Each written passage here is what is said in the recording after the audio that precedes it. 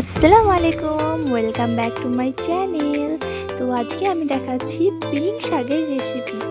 কুকিংটা এরকমভাবে করলে দারুণ লাগবে। So let's go. তো দেখুন, আমি এখানে শাকটা কুচি কুচি করে বানিয়ে ধুয়ে রেখেছি। আমি এখানে শাকটা 2 থেকে 3 বার ধুয়েছি। তো আমি শাকের জন্য দেখিয়ে দিচ্ছি কিছু সবজি আপনাদেরকে। এখানে দেখুন, এখানে আমি নিয়েছি, সবার প্রথমে দেখাচ্ছি সেটা হচ্ছে টমেটো। তারপর যেটা নিয়েছি সেটা হচ্ছে বেগুন। এখানে আমি অর্ধেক বেগুন নিয়েছি। এখানে নিয়েছি আমি আলু, নতুন আলুটা নিয়েছি, আলুটাও অর্ধেক নেবেন। আর আমি এখানে নিয়েছি 4-5টার মতো শিম, আর নিয়েছি একটা পেঁয়াজ। এখানে ঝালটা আপনারা আপনাদের মতো ইউজ করবেন। আমি এখানে নিয়েছি 2টো লঙ্কা, লঙ্কাটা অবশ্যই চিড়ে নেবেন। তো আমি এখানে প্যানের মধ্যে নিয়ে নিয়েছি কড়াইয়ের মধ্যে দিয়ে দিচ্ছি তেল, আর তেলের মধ্যে দিয়ে দিলাম জিরা আর রসুনটা আমি এখানে থেতো করে নিয়েছি। আপনারা চাইলে বানিয়েও দিতে পারেন ছোটো ছোটো করে, এবং থেতো করে নিতে পারেন। তারপর দিয়ে দিচ্ছি শুকনো লঙ্কা।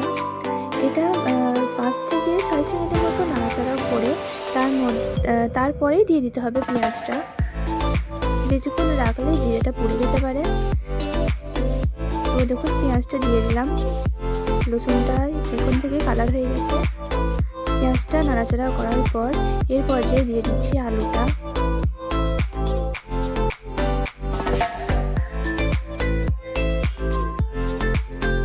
দিয়ে দিচ্ছি একটু হলুদ গুঁড়ো।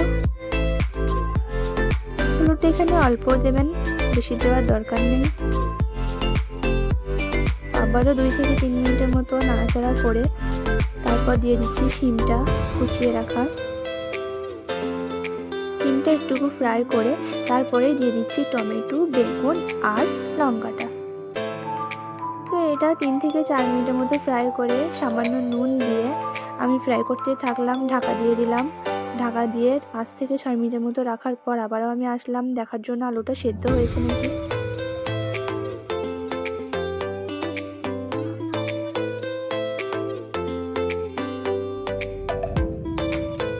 তো দেখেন, এখানে আমার আলুটা 70% সিদ্ধ হয়েই গেছে।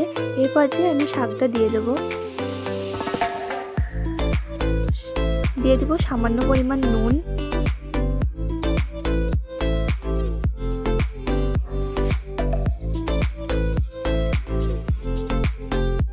এখানে কিন্তু নুনটা অবশ্যই বুঝে দেবেন, যেহেতু সবজিগুলো কষানোর টাইমে একবার নুন দেওয়া হয়েছে।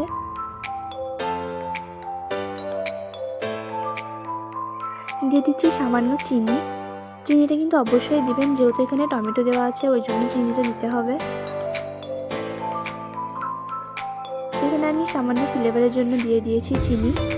এখন এটাকে নাড়াচাড়া করতে থাকছি।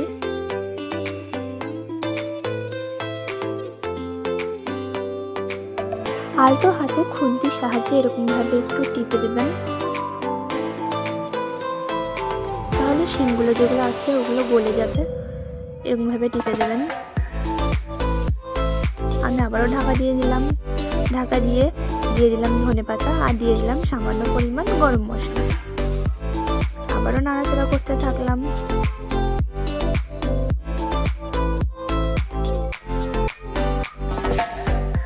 দেখুন, এখানে আমার আলুটা অলমোস্ট সিদ্ধ হয়েই গেছে, দেখতেই পাচ্ছেন আপনারা, একদম সিদ্ধ হয়ে গেছে। তো আমার এখানে পারফেক্টভাবে রেডি হয়ে গেছে শাকটা, আপনারা দেখতেই পাচ্ছেন। আমি এখন এটা প্যান থেকে নামিয়ে নেব। আমার রেসিপি কমপ্লিট হয়ে গেছে। তো দেখুন, এখানে পারফেক্টভাবে আমার রেসিপি কমপ্লিট হয়ে গেছে। এটা খেতে অনেক টেস্টি হয়েছিল। আপনারা ট্রাই না করলে বুঝতে পারবেন না। তো ভিডিওটা ভালো লাগলে অবশ্যই লাইক, কমেন্ট